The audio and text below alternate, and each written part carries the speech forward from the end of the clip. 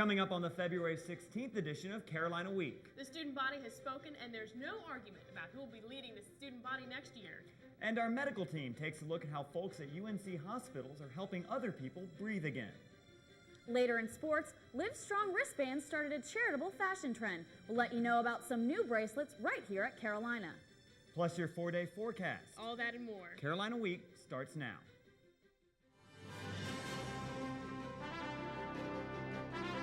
From the School of Journalism and Mass Communication at the University of North Carolina at Chapel Hill, this is Carolina Week.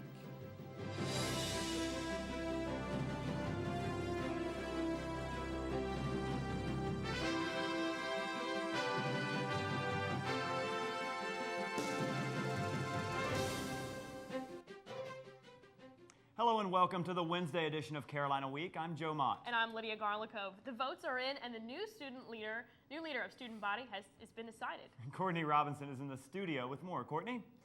That's right, Joe and Lydia. Carolina has a new student body president-elect, Seth Dearman, and as happy as he is to have won, he's almost as happy that the process is over.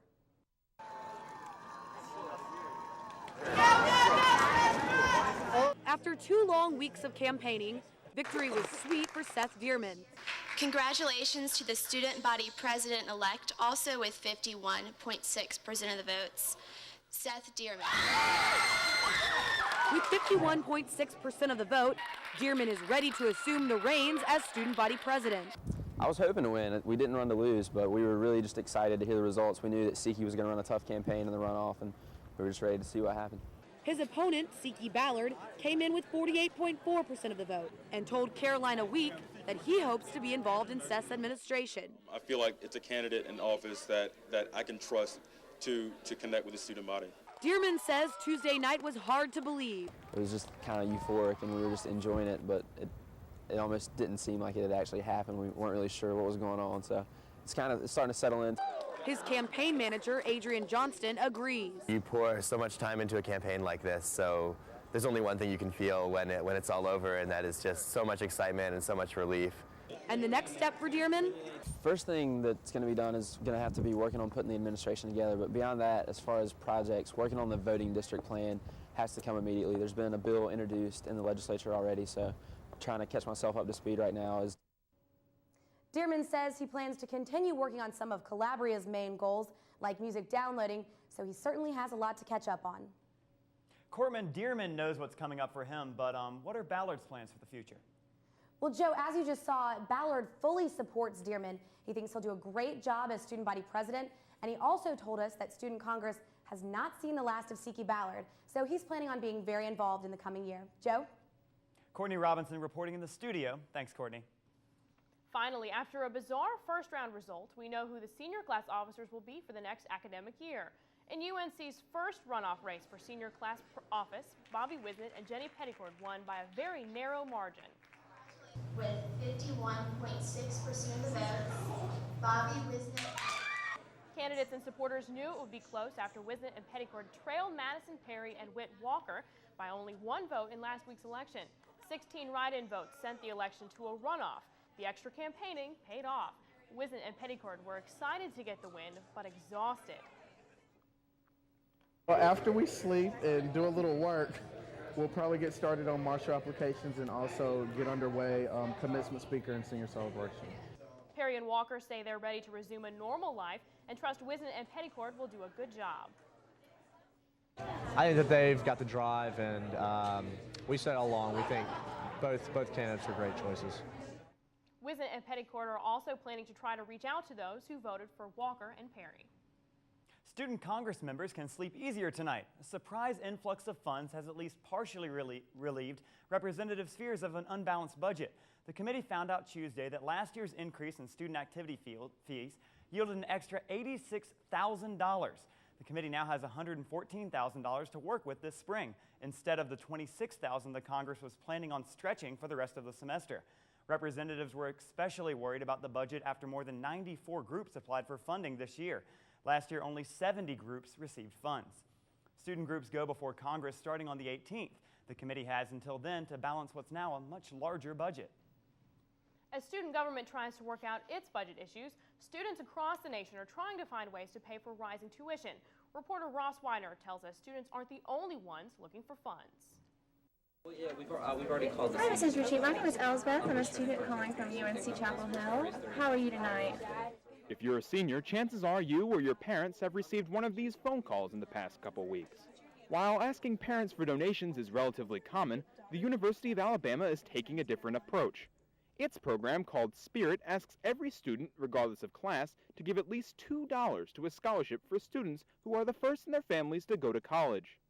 I think it's a great idea. Assistant Director of the Annual Giving Fund, Katisha Newkirk, says a plan like Alabama's might work at UNC. If we had just a general fund where, say, the chancellor's unrestricted and we asked everyone to give $2, I think that would be great. But I'm a big proponent for having choice and giving where you feel it's important.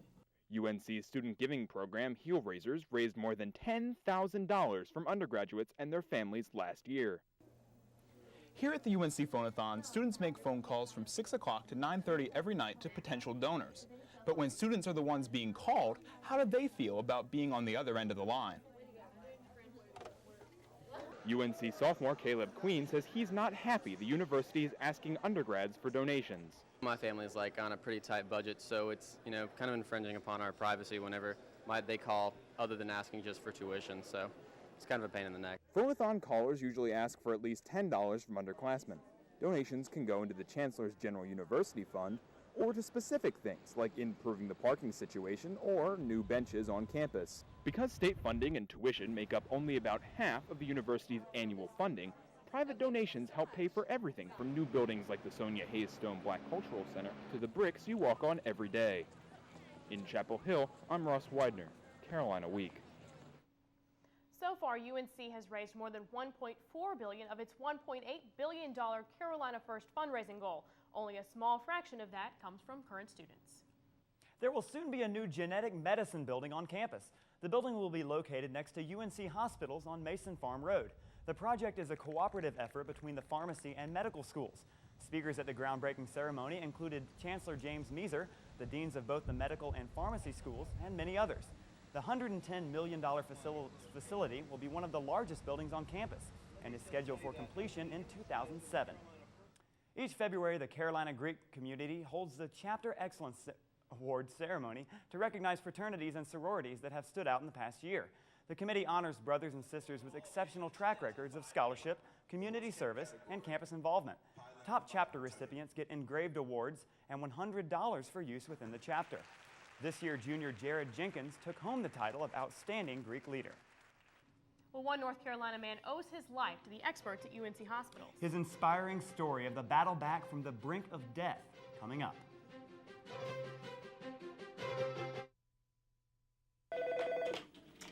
Women's Center, may I help you?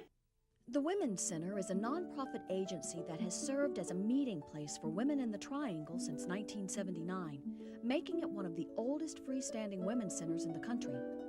The mission of the Women's Center is to provide a supportive community where all women can inspire each other to grow, both personally and professionally. I was going through a crisis at home and I contacted Helpline and they referred me directly to the Women's Center.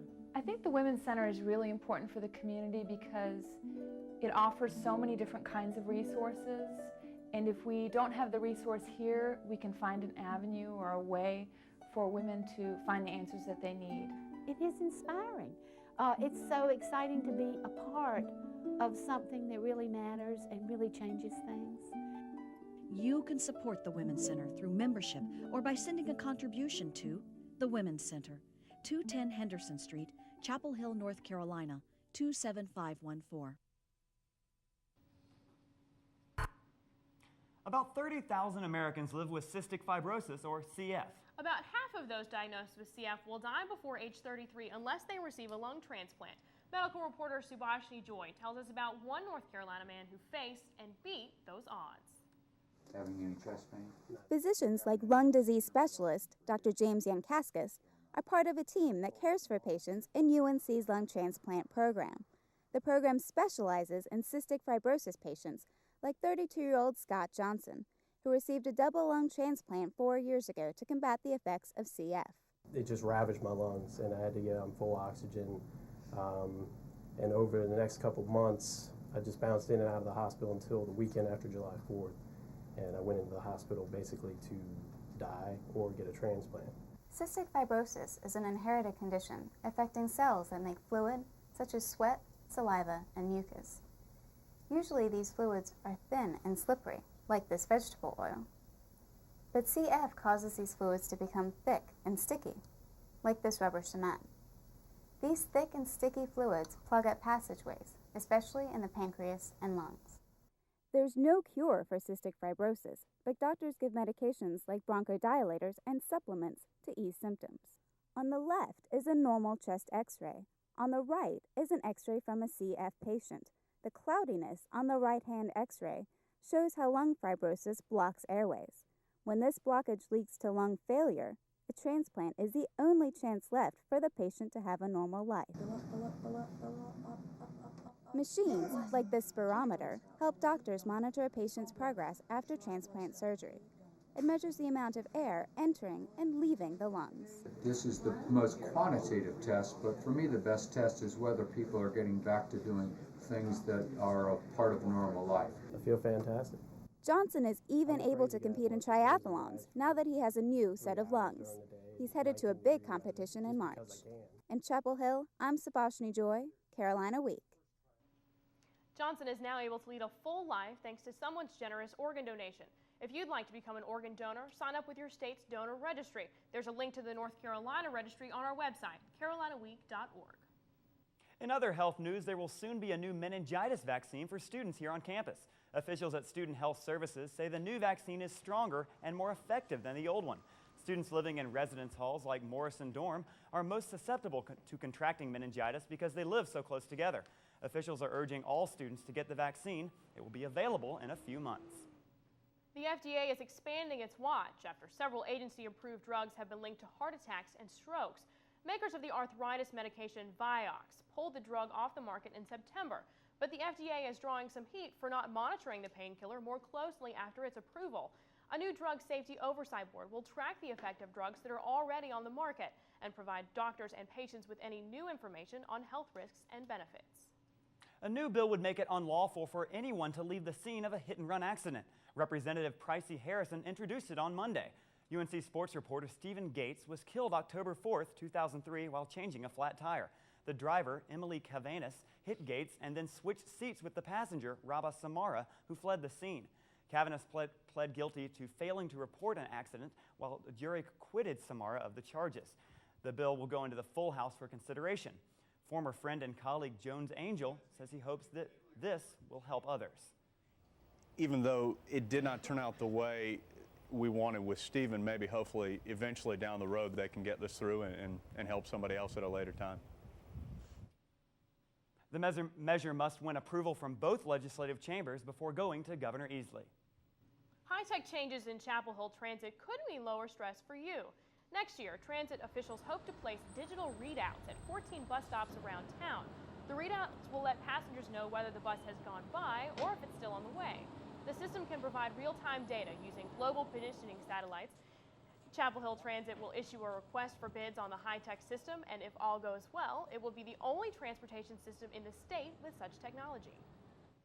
The Carrboro Board of Aldermen is hoping to improve the condition of a local watershed. A recent report gives the town information about the watershed and specific ideas for better storm water management. The report includes suggestions such as building or updating reservoirs for runoff and maintaining or improving area creeks. Carrboro Environmental Planner Noah Randalls says the town plans to act on some of the suggestions. The Board of Aldermen and the Mayor were very happy with the report. It really jump-started renewed effort to look at opportunities to improve stormwater management in the town. Managing the watershed is important because all the streams and runoff from the city streets end up in Jordan Lake. Starting this fall, some UNC students will be participating in a new themed housing program. The Connected Learning program is set to be launched jointly by the University Housing Office and the Johnson Center for Undergraduate Excellence. The program will be housed in Cobb Residence Hall once renovations are completed. It aims to bring together 75 driven and creative students to develop academic projects. Organizers will select students based on the projects that they propose. 2 tiger cubs found walking along the Gaston County and Cleveland County line will soon have a home and the nonprofit organization taking in the cubs needs your help. This site that you'll see here at the Carnivore Preservation Trust in Pittsboro will become the Tigers' permanent home in March. The 2 cubs, 1 male and 1 female, are currently at the North Carolina Zoo in Asheboro, while CPT is trying to raise the $350,000 needed to care for the cubs for life. CPT officials want to raise $70,000 by March 12th when the cubs join these other big cats at the park. For more information, there's a link on our website, carolinaweek.org. Well, Meredith is here with our weather.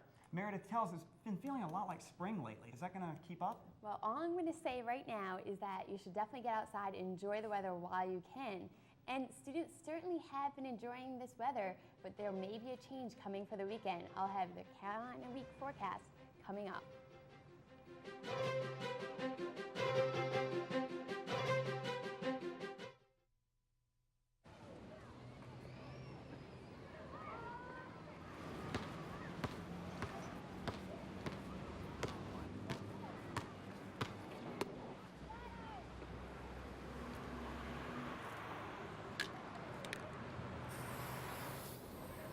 Thousands of kids in this country have everything it takes to go to college, except the money. The United Negro College Fund. A mind is a terrible thing to waste. I'm doing it right now. I do it all over town. I do it every day. We do it in a group. I did it after dinner. And you don't have to go to the gym to live a healthier life. Add more fruits and vegetables to your diet. Park further away and walk. Walk your dog. Walk with friends. Take the stairs instead of the elevator. They are doing it. And you can too. Start doing it today.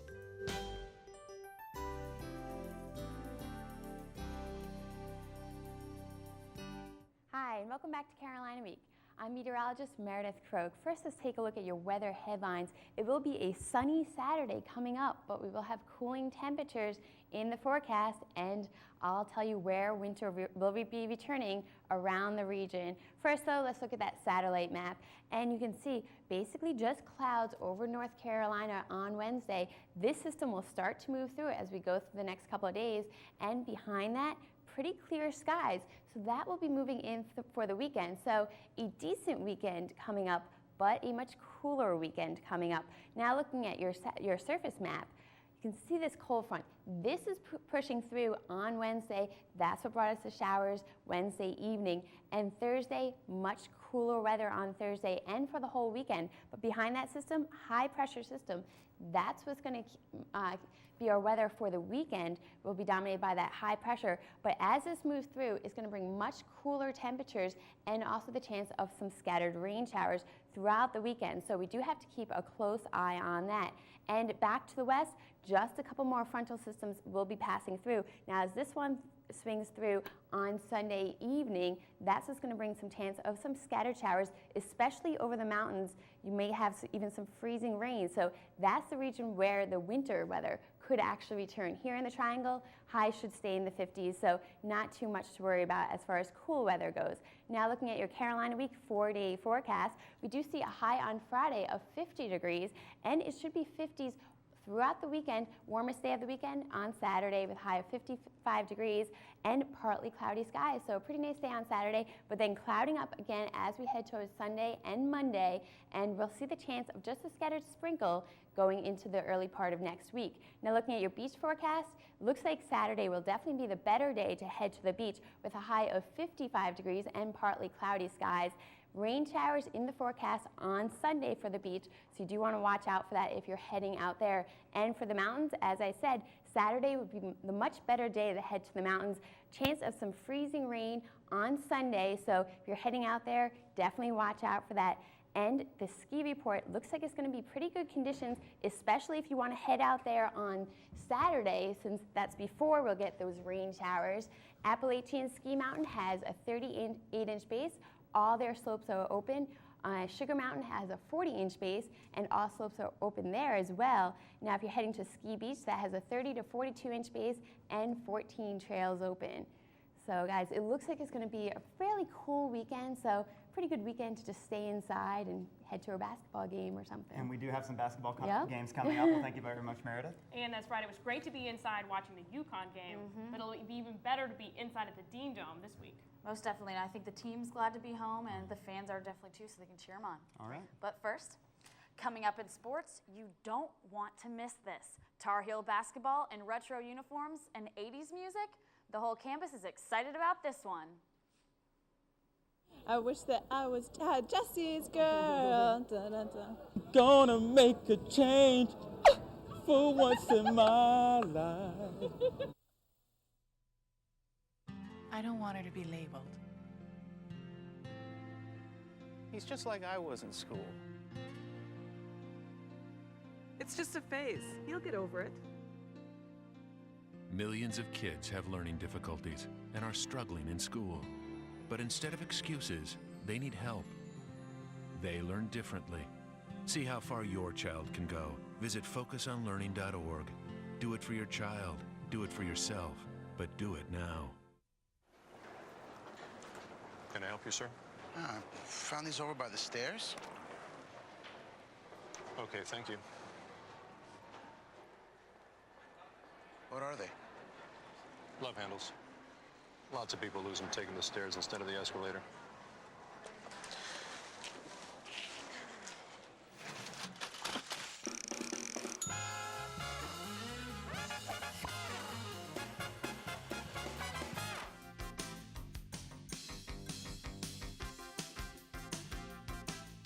Welcome back to Carolina Week Sports. I'm Ann Sexton, and there are no do-overs here if I mess up, but ACC referees will have their first chance to get a second chance. That's because Tuesday, the ACC announced that starting next fall, instant replay will be used in all the conference's football games. The move was approved unanimously by the conference's 12 teams, and Carolina head coach John Bunting said the most important thing is getting the call right. Well, doing the right thing can sometimes be as easy as choosing what to wear. Reporter Tyree Barnett says there's more to the wristbands craze sweeping the nation than just fashion. Live strong. It's the word branded across these yellow wristbands. But what does this phrase really mean? Just look at it as just living strong for those people that are suffering when I have a pretty good life compared to what some people go through.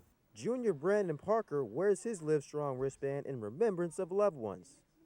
My uncle passed away this past summer, so he died from leukemia, and then my mom passed away in December, and then that just reaffirmed again. I'll just wear this like every day for her and just live strong, basically, regardless of the situation.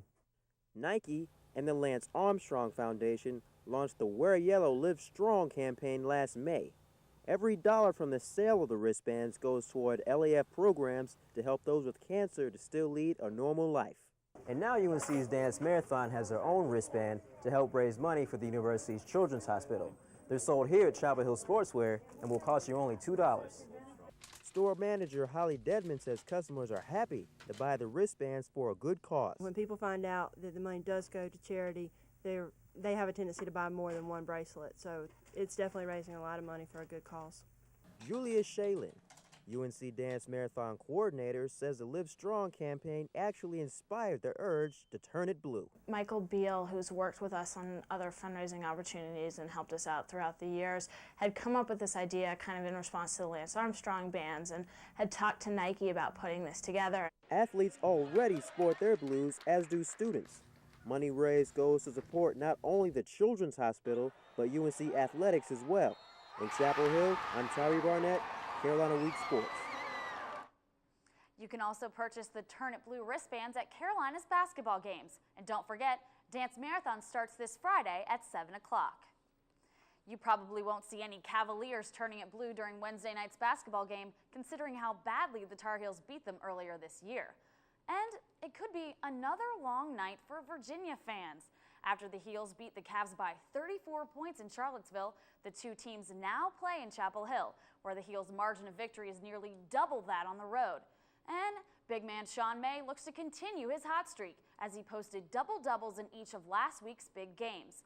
Though the starters might be sitting down in the second half, Dean Dome officials hope to keep fans up and cheering with an 80s theme night. From short shorts and tube socks to flat tops and Pat Benatar, reporter Heather Catlin hit the pit to see if she could get a scoop on the sights and sounds that Wednesday's 80s themed basketball game might hold. I'd wear a big afro and some bell bottoms. Probably some Stonewashed jeans and some Reebok pumps. Some tight pants and a little skirt and a big 80s shirt with a little knot on the side. Leg warmers, isn't that the 80s? Leg warmers, a really hideous color combination. Some crazy leather. Matter of fact, get this little tight leather pants, little leather jacket, little leather hat. I'm good. If the moonlight, take me home tonight. Call on me, you know that song? You shook me all night long. Beat it, beat it, beat it. All I can say is, wow. That's all I have for now, but trust me, I'll be at the Dean Dome in full 80s gear with my ripped jeans and crimped hair. Hoping to keep its winning ways going, the undefeated softball team took on UNC Charlotte Wednesday afternoon. In the first inning, the Heels defense showed the 49ers who's in charge by sitting down 3 straight batters. For the Heels, Marissa May had a single up the middle and later on scored, but it was Charlotte's pitcher who walked Erica Innes, but she was left stranded when Charlotte's defense caught 2 pop flies. At the end of the first inning, the Heels were leading by 1 run and kept it going to win the game 3-1. From the softball diamond to the baseball diamond, the baseball team opened its season Wednesday afternoon against Appalachian State. And preseason All-American Andrew Miller took the mound for the Tar Heels. But thanks to Ross Cook's 3-run homer in the first inning, the Heels shut out the Mountaineers 5-0. Well, it does seem a little weird that baseball and softball season are starting right now. It's February and it's supposed to get cold again this weekend. Well, it seems like both are off to a great start, though. So, hey, you know, only basketball's doing well? No, we got 2 sports to watch. Yep. It's good to have a new season coming up and the warm weather. Hopefully, so we can go see some baseball games. Thank you very much, Ann. Thanks, Ann. Well, UNC's student newspaper is a highly respected publication. So why do so many students spend their time filling in the blanks instead of keeping up with the news?